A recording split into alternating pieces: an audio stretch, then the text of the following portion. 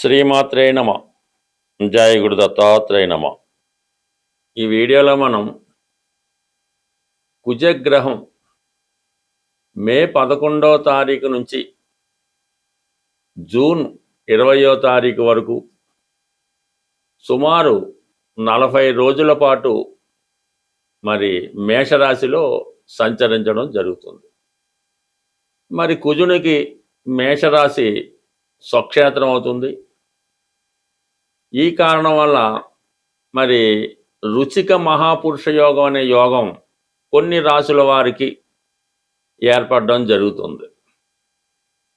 మరి ఎవరి జన్మజాతకంలో అయినా సరే, లేదంటే వారు గోచారరీత్యా కుజగ్రహం బలంగా ఉన్నప్పుడు, అంటే పాపగ్రహాలతో కలకుండా స్వక్షేత్రంలో కానీ ఉచ్చక్షేత్రాల్లో కానీ ఉన్నప్పుడు మరి దేశంలో భూముల యొక్క వాల్యూ పెరుగుతూ ఉంటుంది. అలాగే లా అండ్ ఆర్డరు చాలా పర్ఫెక్ట్గా పనిచేయడం జరుగుతూ ఉంటుంది. ఒకరి జీవితంలో ప్రభుత్వ ఉద్యోగం రావాలన్నా, ప్రభుత్వ పదవి రావాలన్నా కూడా కుజుని యొక్క బలం తప్పనిసరిగా ఉండవలసి ఉంటుంది. అది ఏ స్థానం అనుకుందాం, దశమ స్థానం, 2, 6 ఏ స్థానంలో ఉన్నప్పటికీ కూడా కుజుడు బలంగా ఉన్నవారికి అటు రాజకీయ నాయకుడు అవ్వచ్చు, ఇంచుమించు ప్రైమ్ మినిస్టర్ దగ్గర నుంచి సాధారణ వార్డు కౌన్సిలర్ వరకు కుజుని యొక్క బలం ఉంటేనే కంపల్సరిగా ఆ జాతకుడు జీవితంలో సక్సెస్ఫుల్గా ధన సంపాదన చేయగలడు. ఒక మగవాడిలా వాడి జీవితం బాగుంటుంది. అలాగే స్త్రీల యొక్క వివాహ జీవితంలో వారి యొక్క జాతకరీత్యా కుజుడు భర్తకారకుడు అవుతూ ఉంటాడు. మరి స్త్రీ జాతకంలో కుజుడు ఎంత బలంగా ఉంటే అంత సమర్థుడైనటువంటి భర్త రావడం జరుగుతూ ఉంటుంది. అలాగే వాళ్ళకి పుత్ర సంతానం కలుగుతారు. ఆ పుట్టిన పిల్లలు కూడా జీవితంలో చాలా ఉన్నత స్థాయికి రావడం జరుగుతూ ఉంటుంది. పొరపాటున స్త్రీ జాతకంలో కుజుడు బలహీనుడైన, పాపగ్రహాలతో కలిసి ఉన్న, కొన్ని గ్రహాలతో కలిసి ఉన్నప్పుడు సరైనటువంటి సమర్థత లేని, ఎటువంటి బాధ్యత లేని, సరైనటువంటి క్యారెక్టర్ లేని భర్త రావడం వల్ల ఆ స్త్రీ జీవితం చాలా అల్లకల్లోలంగా ఉంటుంది. మరి విడాకులు తీసుకోవడానికి కానీ, వివాహ జీవితం విచ్ఛిన్నం కావడానికి కానీ స్త్రీ జాతకంలో కుజుడే ప్రధాన కారకుడు అవుతూ ఉంటాడు. అంటే మనకు ఉన్నటువంటి గ్రహాల్లో సూర్యుడు, కుజుడు అగ్నితత్వ గ్రహాలు. మరి కుజుడు యొక్క తన పవర్ అంతా కూడా, అంటే రవి యొక్క పవర్ అంతా కూడా కుజుడి ద్వారా రావడం జరుగుతూ ఉంటుంది. అందుకనే రవి అంటే సూర్య భగవానుడు రాజుగాను, కుజగ్రహం సైన్యాధ్యక్షుడిగా ఉండడం జరుగుతుంది. అందుకనే మరి కుజుడు బలంగా ఉంటేనే ప్రభుత్వ ఉద్యోగం ఆల్రెడీ ఐఏఎస్ అవ్వాలన్నా, ఐపీఎస్ అవ్వాలన్నా, సివిల్స్లో పాస్ అవ్వాలన్నా, రెవెన్యూ డిపార్ట్మెంట్కి వెళ్ళాలన్నా కుజుడు తప్పనిసరిగా ఉండాలి. భూములు, భూస్వాములు, భూమి మీద ఆధిపత్యం కూడా కుజగ్రహం వల్లే జాతకుడికి రావడం జరుగుతుంటుంది. పుట్టినప్పుడు జాతకుడు ఎంత హీనమైన కుటుంబంలో, దేనికి పూట కూడా గడవని కుటుంబంలో జన్మించిన వాడు కూడా వారి యొక్క జన్మజాతకంలో కుజుడు బలంగా ఉంటే వాడు స్వయం కృషితోనే కోట్లాది రూపాయలు చాలా తొందరగా సంపాదించడం జరిగే అవకాశం ఉంది. బట్ ఎవరి జీవితంలో అయినా కుజుడు కంపల్సరిగా బలంగా ఉండాలి. సోకాళ్ళుగా ఉన్నటువంటి కుజదోషం అందరూ అనుకున్నట్టు దానికి కూడా కుజుడు కారణమవుతుంటాడు. కుజుడు తొందరపాటుతనానికి, ఆవేశానికి కారణమవుతుంటాడు. కాబట్టి ఈ కుజుడు ఉండరాని చోట్ల ఉన్నప్పుడు జాతకుడు స్వయం కృషితో మరి తొందరపాటు చర్య వల్ల వివాహ జీవితాన్ని కూడా విచ్ఛిన్నం చేసుకోవడం జరుగుతుంటుంది. అందుకని అటు అమ్మాయి జాతకంలోనూ అబ్బాయి జాతకంలోనూ కుజుడు ఎంత బలంగా ఉంటే, అందుకనే ఈ కుజదోషం ఒకరికి ఉంటే ఇంకొకరు కూడా ఉండాలన్న అర్థం ఏంటంటే, ఇద్దరు జాతకాల్లో కుజుడు బలంగా ఉంటే, అంటే సమాన స్థాయిలో సమాన స్థితిలో ఉంటే అది న్యూట్రల్ అవ్వడం జరుగుతూ ఉంటుంది. సో ఒకరి జీవితంలో బలంగా ఉండి ఇంకోటి జాతకంలో బలహీనంగా ఉంటే అది చాలా విచ్ఛిన్నానికి, ఇబ్బందికి కారణం అవుతూ ఉంటుంది కాబట్టి బట్ ఏదైనా జీవితంలో కుజుడు బలం తప్పనిసరి. కుజగ్రహ అనుగ్రహం కోసం అనేక విధాలుగా కుజుడిని ఇంప్రూవ్ చేసుకోవచ్చు. దానికి అనేక రకాల పరిష్కార మార్గాలు కూడా జాతకంలో మరి ఋషులు చెప్పడం జరిగింది. బట్ ఏదైనా ఫిజికల్గా కష్టపడి కుజుడిని స్ట్రెంత్ చేసుకోవాలి తప్ప దాన ధర్మాల వల్ల జపాల వల్ల పెద్దగా ఉపయోగం ఉండదు. కాబట్టి మరి ఈ పరిహారాలు అయితే జాతకంలో కుజుడు బలహీనంగా ఉన్నప్పుడు ఏ పరిహారం చేసుకుంటే ఆ జాతకం బాగుంటుంది అన్నది మనం ఈ వీడియో చివరిలో తెలుసుకునే ప్రయత్నం చేద్దాం. ప్రస్తుతం ఉన్నటువంటి ఈ ఏర్పడినటువంటి కుజుడు స్వక్షేత్ర స్థితి, ఈ రుచిక మహాపురుష యోగం ఏ ఏ రాశుల వారికి ఎలా ఉండబోతుంది అన్న విషయాన్ని మనం ప్రతి రాశికి డీటెయిల్గా తెలుసుకొని ప్రతి రాశికి తగిన పరిహారం ఇండివిజువల్గా తెలుసుకునే ప్రయత్నం చేద్దాం. సింహరాశి వారికి మే 11వ తారీఖు నుంచి జూన్ 20వ తారీఖు మధ్యలో మరి కుజగ్రహం మేషరాశిలో స్వక్షేత్రంలో ప్రవేశించడం జరిగింది. అలాగే మరి రాశ్యాధిపతిగా ఉన్నటువంటి రవి కూడా ఒక 4 రోజుల పాటు 11వ తారీఖు నుంచి 15వ తారీఖు దాకా కూడా ఈ కుజ రవి కలిసి 9వ స్థానంలో సంచరించడం జరుగుతుంది. ఇది ఒక అద్భుతమైన యోగం మాట.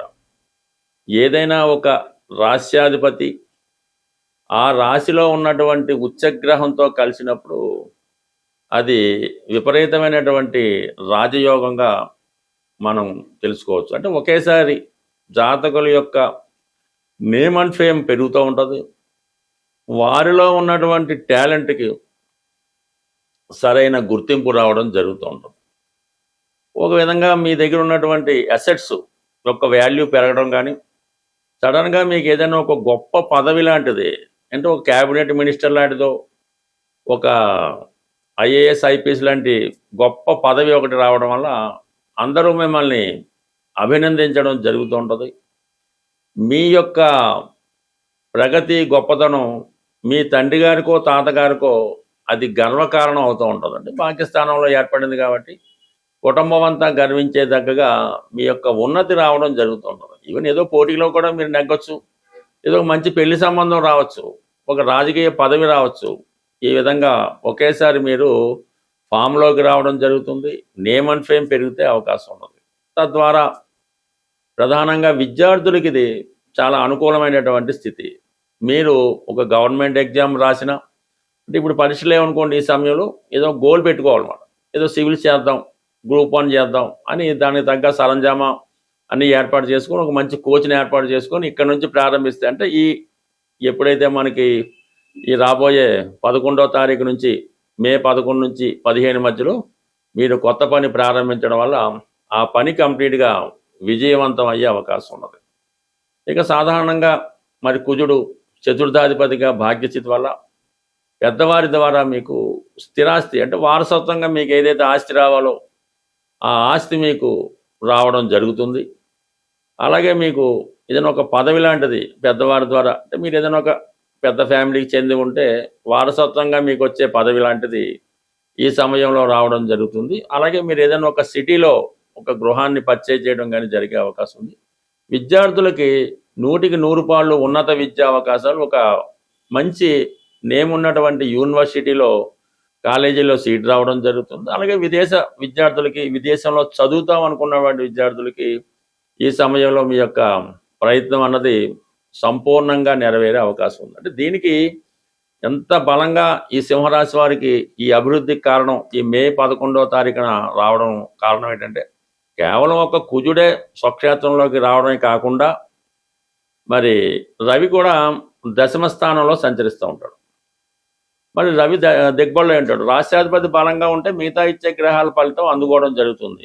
అదే రాష్ట్రాధిపతి ఏ నీతిలో ఉంటే ఏ గ్రహం ఎంత బలంగా ఉన్నా జాతకుడికి ఏమీ ఉపయోగం ఉండదు. అందువలన ఇప్పుడు దశమ స్థానంలో రవి దిగ్బళ్ళు అంటే ఇంచుమించు ఉచ్చలో ఉంటే ఏ ఫలితం ఇస్తాడో అదే ఫలితాన్ని మీకు రవిగ్రహం ద్వారా పొందబోతున్నారు. ఇక లాభంలో ఉన్నటువంటి గురుగ్రహం ఇంచుమించుగా మే నెలాఖరు దాకా కూడా ఈ గురువు లాభస్థానంలో ఉండవు. ఇవన్నీ కూడా మీకు ఈ 9, 10, 11 స్థానాలు చాలా పవర్ఫుల్ గా బలంగా ఉండడంతో జాతకుడికి అష్టమ శని వల్ల కొద్దిగా అడ్డంకులు వచ్చినా అది నిజాయితీగా మీ ఆశించే దాంట్లో మీరు చేసే ప్రయత్నంలో నిజాయితీ ఉంటే అష్టమ శని కూడా మీకు కొంతవరకు సహకరించే అవకాశం ఉంటుంది. ఎందుకంటే ఈ గ్రహాలు 9, 10, 11 రావడం వల్ల అది శని యొక్క ఫేవర్ కూడా మీకు ఈ సమయంలో రావడం జరిగే అవకాశం ఉంది. కాబట్టి ఏదైనా సింహరాశి వారు కొత్త ప్రయత్నాలు ఖచ్చితంగా ప్రారంభించవచ్చు.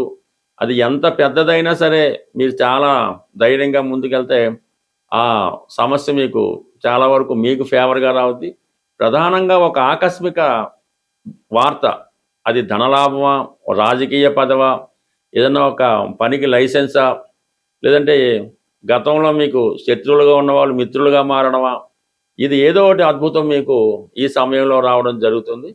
ఇది ఎక్కువగా పోలీస్ డిపార్ట్మెంట్లో ఉన్న వారికి, క్రీడా రంగంలో ఉన్న వాళ్ళకి, రియల్ ఎస్టేట్ రంగంలో ఉన్న వాళ్ళకి, రాజకీయ రంగంలో ఉన్న వాళ్ళకి, స్వతంత్ర వృత్తుల్లో ఉన్న వాళ్ళు ఎవరికైనా సరే మీరు ఇంతకాలంగా ఎదుర్కొంటున్నటువంటి చాలా సమస్యలు ఈ మే 11 నుంచి మీకు అనుకూలంగా మారడం జరుగుతుంది. ప్రతి సమస్యకు కూడా ఏదో ఒక పరిహారం అన్నది రావడం జరుగుతూ ఉంటుంది. అంటే కుజుడికి పరిహారం అన్నది మిగతా వాళ్ళతో పోల్చుకున్నప్పుడు కొద్దిగా కష్టంగానే ఉండడం జరుగుతూ ఉంటుంది. కుజుడు ప్రమాదాలకి, యాక్సిడెంట్లకి, ఆస్తిపరమైన తగాదాలకి, అన్నదమ్ముల విభేదాలకి, రుణ సమస్యలకి, భార్యాభర్తల మధ్య విభేదాలకి, మరి ఈ మధ్యకాలంలో భర్తలని హత్య చేస్తున్నటువంటి భార్యలు, తల్లిదండ్రులని హత్య చేస్తున్నటువంటి పిల్లలు, ఇవన్నిటికీ కూడా ప్రత్యక్షంగానో పరోక్షంగానో కుజగ్రహం కారణం అవుతూ ఉంటుంది.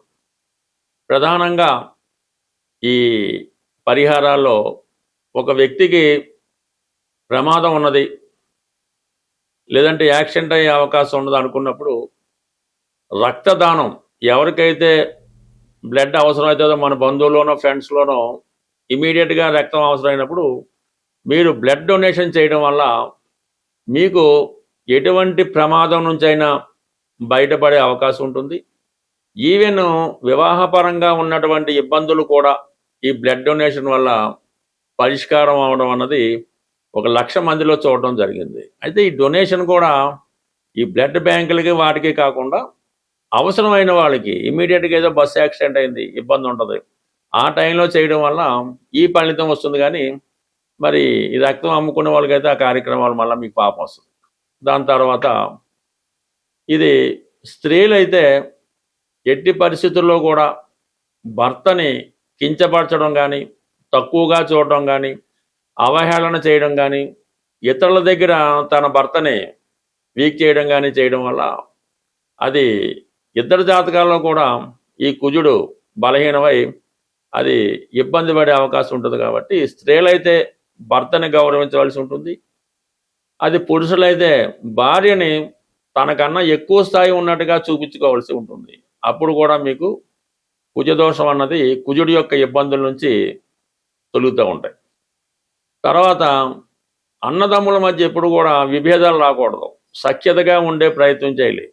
అప్పుడు మాత్రమే మీరు ఈ కుజుడు మీకు యోగించడం జరుగుతూ ఉంటుంది. ఈవెన్ తల్లిదండ్రులను చూడడానికి కూడా ఈ అన్నదమ్ములు పంచుకోవడం జరుగుతూ ఉంటుంది. అమ్మ నా దగ్గర ఉంటుంది, నాన్న నీ దగ్గర ఉంటాడు, ఇలా మార్చుకుందాం అన్న విభేదాలతో ఇది కేవలం దానివల్ల కూడా కుజగ్రహ ఆగ్రహానికి గురవుతూ ఉంటారు. తర్వాత మీ సంతానం మీద కూడా దాని ప్రభావాన్ని చూపిస్తున్నారు.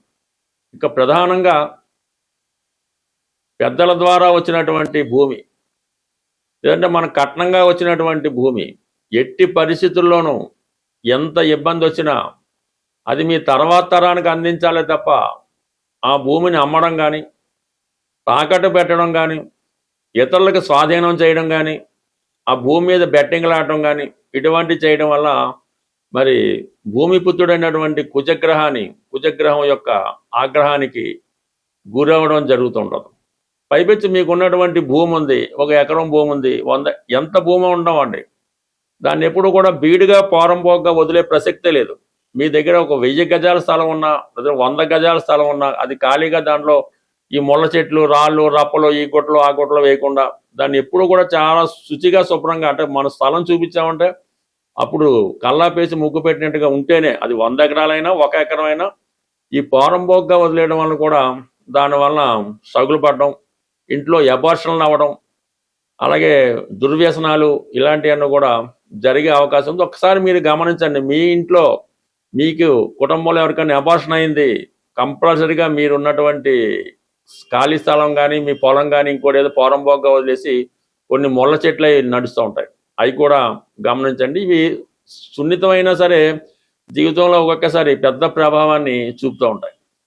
ఇక ప్రధానంగా ఫైనల్గా కుజుడికి శత్రువులు ఎవరంటే శనిగ్రహం, రాహుగ్రహం. అంటే కుజుడు చాలా యాక్టివ్గా ఉండే గ్రహం, శని చాలా విశ్రాంతి తీసుకొని పని ఎగ్గొట్టే రకం. అందువల్ల ఏంటంటే మీకు శనిగ్రహ అనుగ్రహం కావాలి అంటే కొద్దిగా ఈ కుజుడు బలం అవ్వాలంటే ఈ రెండింటిని దూరం పెట్టాలి. అంటే రాహుని దూరం పెట్టాలంటే పొగాకు, దానికి సంబంధించిన ఉత్పత్తులు, స్మోకింగ్ వగైరా వగైరా మానివేయాల్సి ఉంటుంది. శని మీకు అనుకూలంగా మారాలంటే అంటే కుజుడు ఫలితం ఇవ్వాలంటే శని దూరం పెట్టవలసి ఉంటే మీరు దానికి సంబంధించిన ఆల్కహాల్ సేవించడం ఇవి మానివేయవలసి ఉంటుంది. అది కష్టమైనా దాన్ని బట్టి చూడండి. ఎప్పుడైతే ఆల్కహాల్ సేవించాడో ఆటోమేటిక్గా వాడిలో ఉన్నటువంటి కుజుడు విజృంభిస్తూ ఉంటాడు. ఈ హత్యలు, మర్డర్లు వీటి చేయడానికి కూడా ఇంటర్నల్గా వ్యక్తి ఆల్కహాల్ తీసుకుని ఉంటాడు. సో ఇది గమనించవలసి ఉంటుంది.